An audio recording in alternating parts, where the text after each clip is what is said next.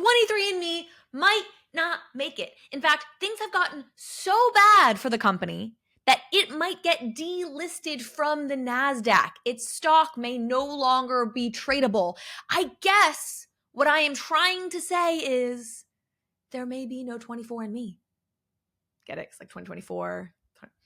Anyway, that is the topic of today's story. It is how 23andMe, which in case you don't know, it's a genetics testing company, though it's more than that now, but it was once one of the hottest startups in Silicon Valley. At its peak, it was valued at over $6 billion. Today's topic is how that company went to being a penny stock worth under $1 that may get delisted from the NASDAQ. Now, you've probably heard about some of the scandals with 23andMe, specifically the hacking and data breach scandal that happened at the end of last year. We are going to talk about that, but the truth is 23andMe's problems run deeper than that. So let's dive into it. All right, if you are not one of the 14 million people who have had your ancestry and genetics/DNA tested with 23andMe, here's a little rundown. 23andMe became well known for having people spit into a little test tube, and then it would tell you all sorts of information about your genetics and your ancestry and where in the world the exact village your family is from, etc., etc.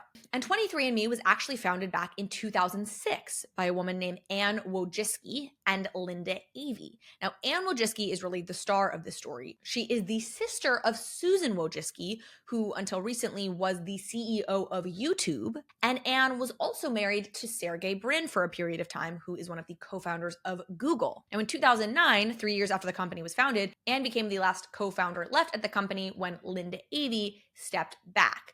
Behind the scenes, it was reported that there was perhaps some tension between the two co-founders, and the board ultimately sided with Anne. Now, 23andMe's goal has always been to revolutionize health and healthcare through data. We're going to talk a little bit about what all of that entails and means as we move through this video. But the first date I want to highlight is 2012. In 2012, 23andMe raised $50 million, and that $50 million investment enabled them to drop the price of their testing kits from $999 to $99. And that price point shift is what enabled the masses to really come on board to start buying 23andMe products. And that's what happened. Over the next 10 years, 23andMe raised an additional $800 million, and over 14 million people ultimately used their testing kits. But more recently, things started to go downhill. Again, I mentioned this hacking scandal that happened at the end of last year, and we are going to talk about that. But the problems started even before the company violated the trust of 7 million consumers. After swelling popularity among consumers in 2016, 2017, 2018, even 2019, 23andMe's popularity started to falter. It turns out there's actually only so many times you need to test for your ancestry or test your genetics, and that time is one. You only need to do it once. And if you're a student of business, you know it is not ideal when a company has a product that people only need to buy once. While I'm sure Silicon Valley would love if our bodies magically stopped working after 2 years, like all of their batteries, and we needed to then buy something else. But as of right now, that is not the way that human genetics or humanity works. Though I do believe Apple is hoping to change that. And so at a certain point, it started to become clear that 23andMe had tapped out the initial user base who was going to buy their product, and sales were just declining year over year from there. Now, to give credit where credit is due, 23andMe realized this. They didn't just sit around waiting for their business to die. They took steps to diversify what their business is. And in some ways, the first of those steps was launching a membership program. So for $200 a year for the first year and then $69 a year after that, you could get access to personalized health and lifestyle advice based on your unique genetics and data. But unfortunately, the company overestimated how many people would want to sign up for this membership service. The sentiment among consumers seemed to be that the product was interesting and kind of a novelty and helpful if you had some sort of acute genetic disorder, but most people don't.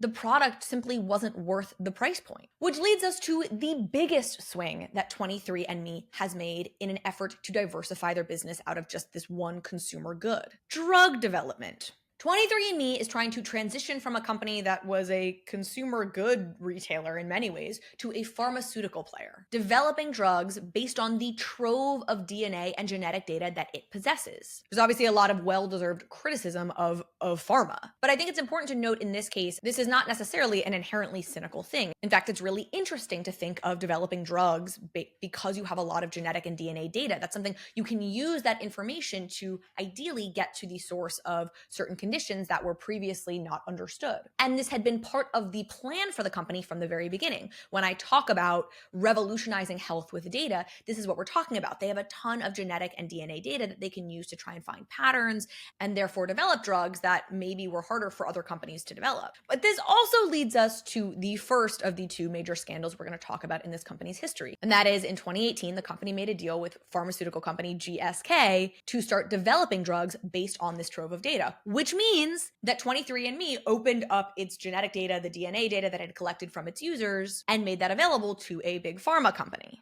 Now, as part of this deal, GSK also invested $300 million into 23andMe and again was their partner in developing drugs. But drug development trials are incredibly expensive. If you're trying to develop a whole bunch of drugs, it's going to cost you more than $300 million between the clinical trials, the research, everything that goes into it. And with sales continuing to fall, 23andMe needed a new source of income. So in 2021, the company went public via a SPAC.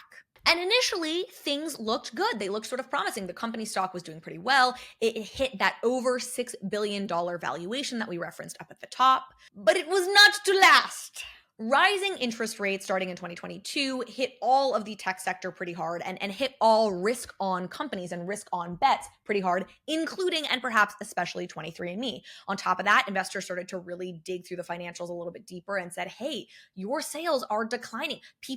It really does seem like this was a one-hit wonder, and the number of people who wanted to get their DNA tested have done so, and now you don't really have a new consumer base that you're able to tap. And just as things were feeling really bleak to 23andMe investors, the hack happened.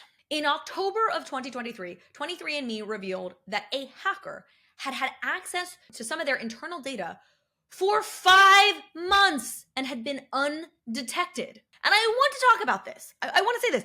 I worked in politics for a period of time, and one of the things that we would talk about in politics is if one of your candidate's strengths becomes a weakness, that is when things are over for you. All candidates have flaws, and the voter base understands this and knows this, and we as humans will tolerate some amount of flaws in our political figures. What we won't tolerate is something that we had previously seen as one of their strengths suddenly becoming their weakness. And I say all this to say, if you are 23andMe, what are the two things that need to be your strengths? Well, one, you need to accurately tell me my genetic information, and two, you need to make sure that my genetic information doesn't fall into the hands of people who want to kill me on the basis of my genetic information. And if we're being honest, number two is actually even more of a priority in that situation than number one. If somebody came up to me and they were like, hey, I have 2 genetic tests for you here. The first one is going to inaccurately tell you that you are Italian. And the second one is going to accurately tell you that you are Scottish and give you the cute little town in Scotland where your family is from. But it is also then going to give that information to somebody who wants to genocide all Scottish people. Which one would you like to use? I'd be like, yeah. Give me the completely useless one, please. I will take the one that does absolutely nothing. Because obviously that is better. Now, if you're confused or you think I'm being dramatic, you're like, okay, there was a hacker. They got some information from 23andMe. What are you talking about wanting to kill people? Obviously, the hacker, we don't know that the hacker was some dangerous bigot who wanted to kill people. What we do know is that the hacker took data for about 7 million people and specifically targeted data from Ashkenazi Jewish and Chinese heritage people. So, yeah, nothing to be alarmed about there. I'm sure that could be anything. They're probably looking for babka and spring roll recipes, you know? I'm sure it's fine. It's not good. It's not good, and naturally, a wave of lawsuits followed these revelations. You've got 20, 30 class action lawsuits currently that have been filed against 23andMe for this data breach. And so, yeah, this ultimately became the straw that broke the camel's back, so to speak, and pushed the stock price under $1. In November of 2023, after the stock had been under $1 for 30 days, the NASDAQ told 23andMe that they had 5 months to get their act together or they would be delisted. NASDAQ has rules about who can be listed on the stock market, and one of them is that your stock can't close below $1 for too many days in a row, 30 days in a row, or else then further action gets taken. So we are coming up on the 5-month mark in March. Now, perhaps there have been more discussions between 23andMe and NASDAQ. It's not clear, but the stock has not turned around. Now, with that said, all is not lost. In February of last year, 23andMe began clinical trials for a drug that they are developing that is, for now, called 23me-00610. Doesn't exactly roll off the tongue, but it is a drug that helps the body fight tumors, reduce the size of tumors, and they are testing it in cancer patients. Now, the first round of tests that started last year were just safety trials, just making sure that people didn't have adverse reactions to the drug. It was not actually a test to see if the drug worked, though with the people that they tested it on for safety, there did seem to be a reduction in tumor sizes. Subsequently, the company has launched a second phase, which will be a test much more geared towards, does this work? And they are testing it in ovarian cancer patients and folks with neuroendocrine tumors. And look, this is genuinely awesome. I really believe that. It is always easier to be a critic than to be in the arena. And Anne Wojcicki, the CEO of the company, has said, look, GSK, this pharmaceutical company, has been our partner for 6 years. The partnership was initially only supposed to be for 4 or 5 years, but then GSK extended their contract, extended their partnership with 23andMe. And Anne's point is there's a reason they did that. We actually do have a trove of data that's incredibly helpful for potentially making amazing life-saving drugs.